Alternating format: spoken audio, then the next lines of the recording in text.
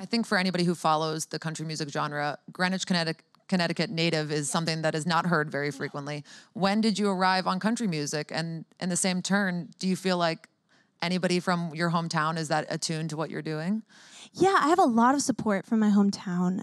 They came out to the shows this weekend. A bunch of people from my hometown came out to the shows this weekend at Citi Field with Zac Brown Band and One Republic.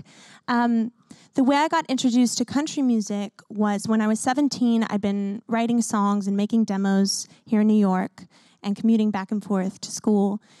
And my manager at the time said, you know, there's some country sensibility in your songwriting. I really think you would enjoy Nashville. You should go down there and meet some writers and producers.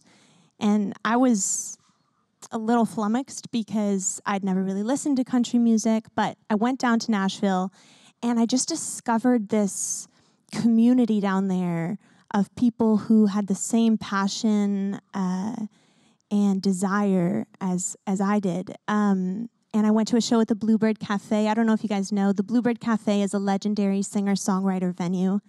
And it's literally like this. We'll have guitars and you're the audience. And people just tell the stories behind these songs that they've written that have been on the radio and been huge hits for Garth Brooks or Trisha Yearwood or Faith Hill.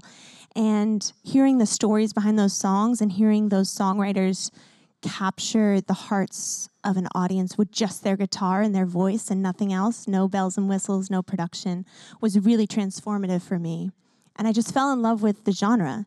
And I became a student of it. I became obsessed with it. And I delved back to the founders of the genre, which are the Carter family and Hank Williams and Jimmy Rogers. And I started listening and went forward in time from there and fell in love with Hank Williams and Emmylou Harris and Dolly Parton and Willie Nelson and Vince Gill and Keith Urban.